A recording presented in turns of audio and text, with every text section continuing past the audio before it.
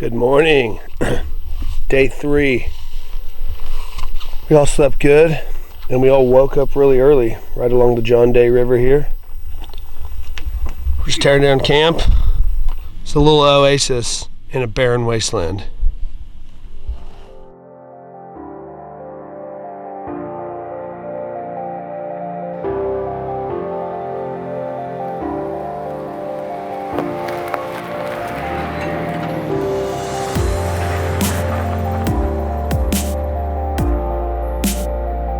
Day 3 was as much a mystery as the first 2, and as we took off down the trail with no particular endpoint, we anxiously chatted amongst ourselves, optimistic of the things to come.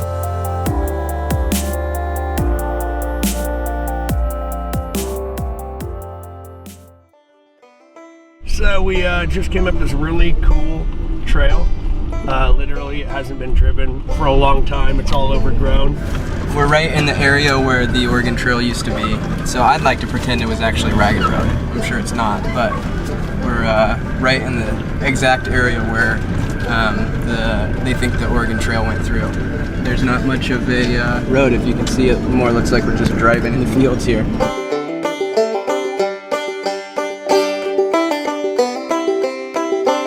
Our journey had brought us over 300 miles since we left Oregon City. We decided to change things up a bit. In lieu of going to a physical destination, we'd try and hit 120 miles for the day and see where the trail led us.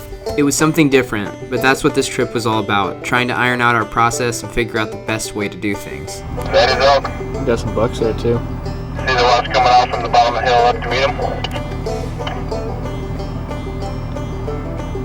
them? We got about 1.5 miles, 2 miles up maybe. Just what seemed to be an elk, and it dead ends, and we were on the map. It was showing that it was going to connect to our route, and it didn't. So we're turning around. It's kind of crazy though. That's just how it goes. Figuring out, you map something on Google Maps and all that, Wagon Road, Mitch. and it doesn't go through, and it's just part of the game. We got to figure out how to reroute ourselves now. And anyway, awesome view though.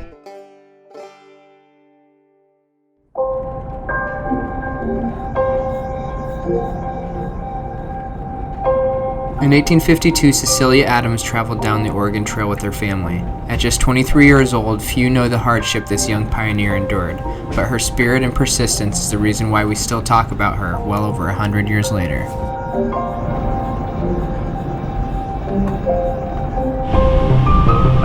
Oregon Trail site, Echo Meadows. Cecilia Adams wrote this part.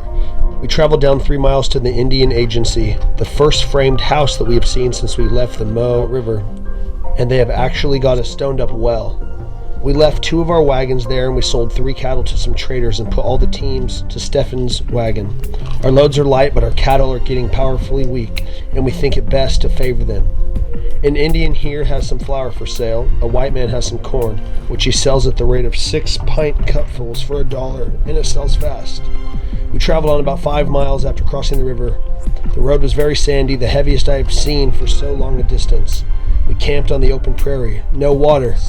There are 70 graves since leaving Fort Boise. Again, Cecilia Adams and Parthenia Blank in 1852. Crazy to come across some of those written testimonies of people that traveled it, knowing that they came right through here, knowing that a lot of how they survived, not being Indians obviously, was trading stuff for food at times and then hunting when they could. I kind of imagine that the hunting was a lot better back then, buffalo and all that kind of stuff, and at the same time it could have been very difficult because their guns and bows weren't like ours today. But pretty cool out here. Sweet little landmark.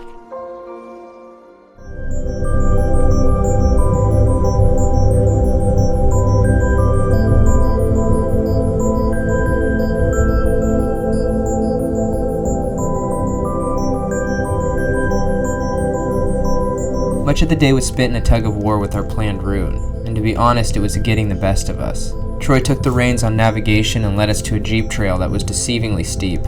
That's the thing about the trail, what lies around the corner is anything but predictable, and this turn brought us to the most challenging section of the day's trek.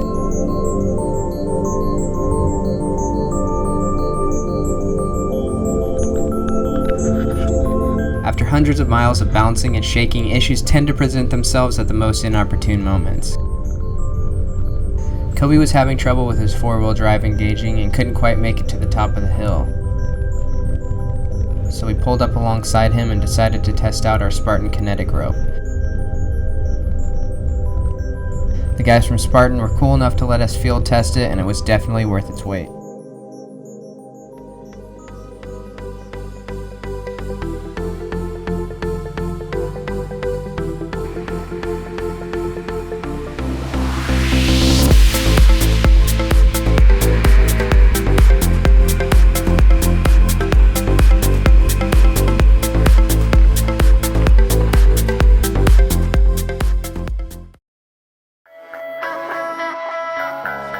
As we slowly descended the backside of the hill, the unused trail started to disappear before us. We stopped at a tattered cattle barn and searched the area for any sign of our path.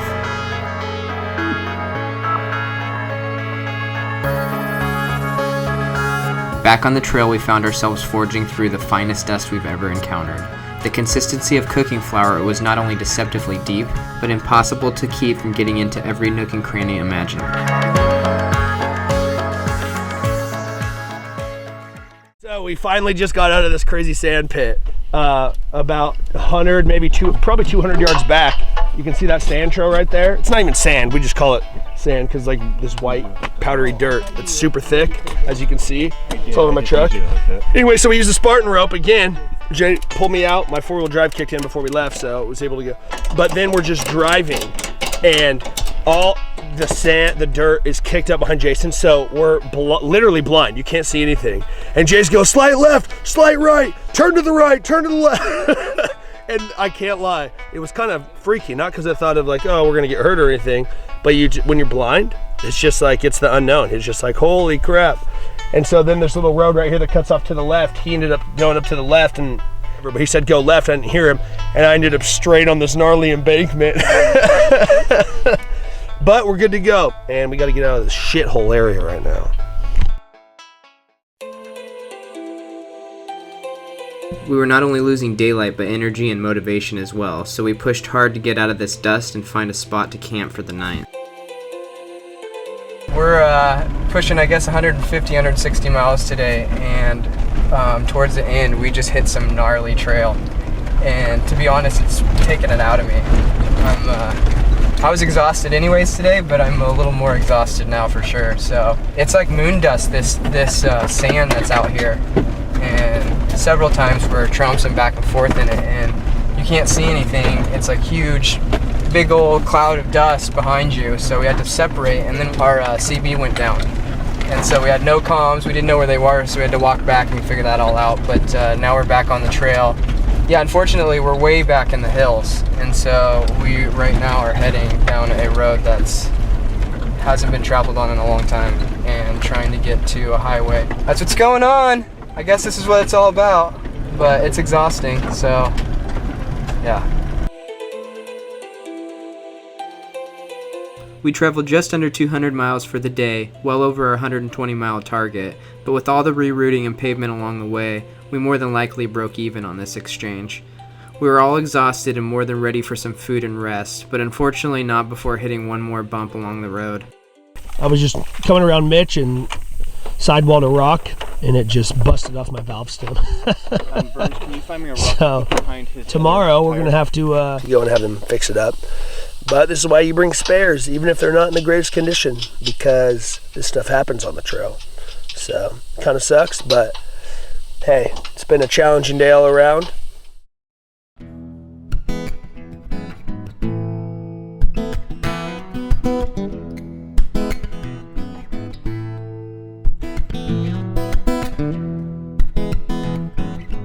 Today was long. It is 7:40. We were just setting up camp here.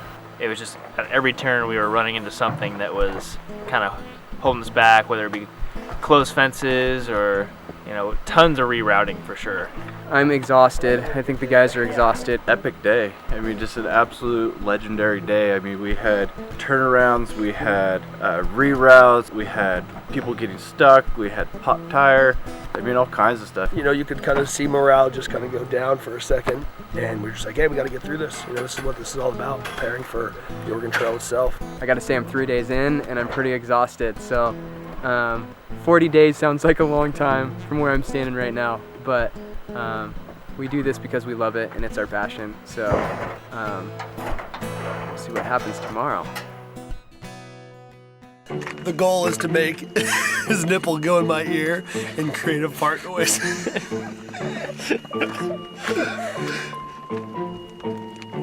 So buff. Come on.